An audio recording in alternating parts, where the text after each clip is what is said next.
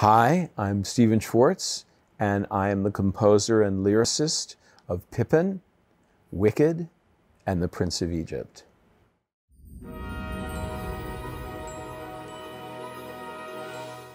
So everybody knows that one of the sort of iconic songs from Wicked is Defying Gravity. In fact, I joke that it contains the most famous lyric that I will ever have written, and that I will, long after I'm gone, the lyric for which I'm known will be the end of Defying Gravity when she sings, ah, ah, ah.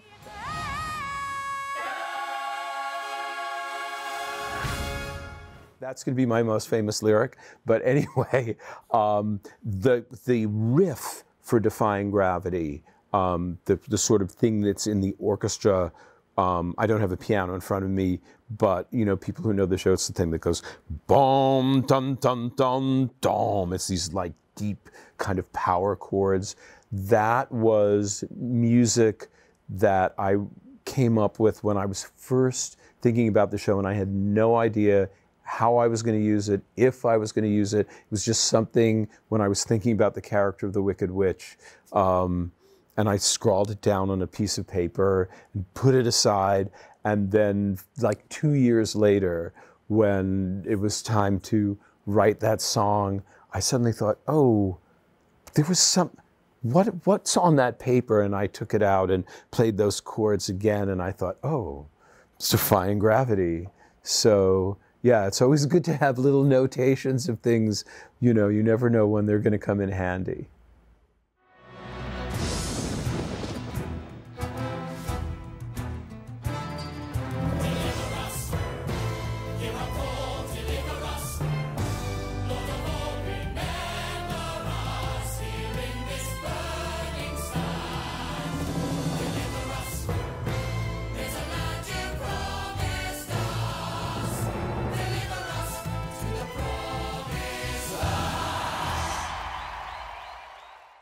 It's been really exciting and moving for me as the songwriter to see Prince of Egypt live and see what happens when they sing When You Believe, because there have been nights when the audience literally stands up and gives a standing ovation to that number in the middle of the show.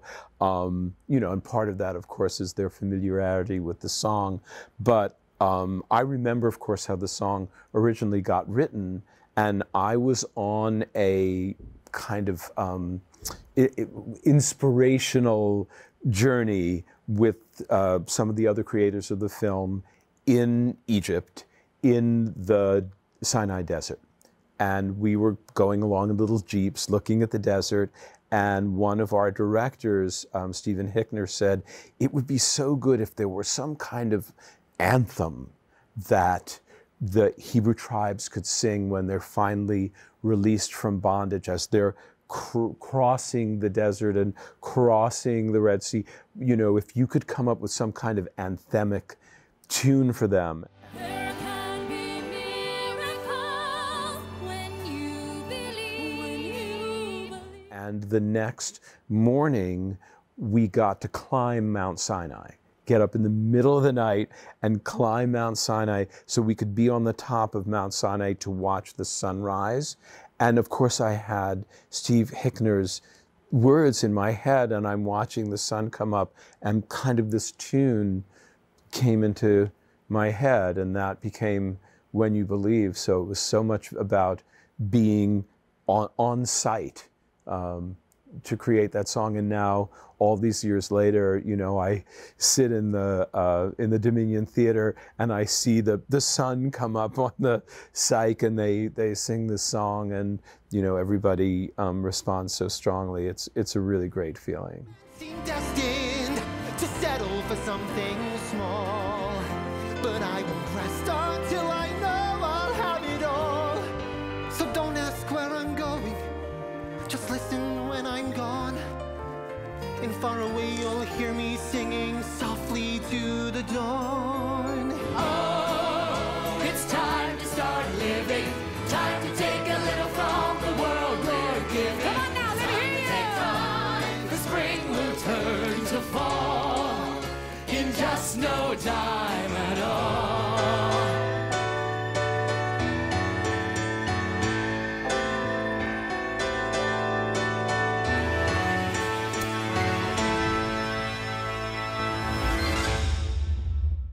Well, Pippin, which is being given a really remarkable, new, and very fresh production here in this very space, in this very theater, but not with this table and chairs, but yes, this on this set. And I saw it last night, opens with a song called Magic to Do, in which this strange, mysterious theatrical troupe invites a character, a young man named Pippin, to come and participate in this show.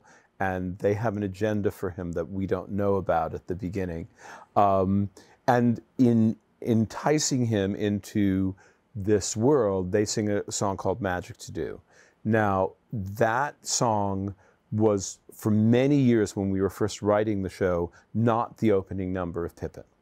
It occurred at the very end of the show, and after Pippin had gone through his entire journey, he encountered a troupe, and they sang a version of a song called Magic to Do with different music. Magic to do, just for you.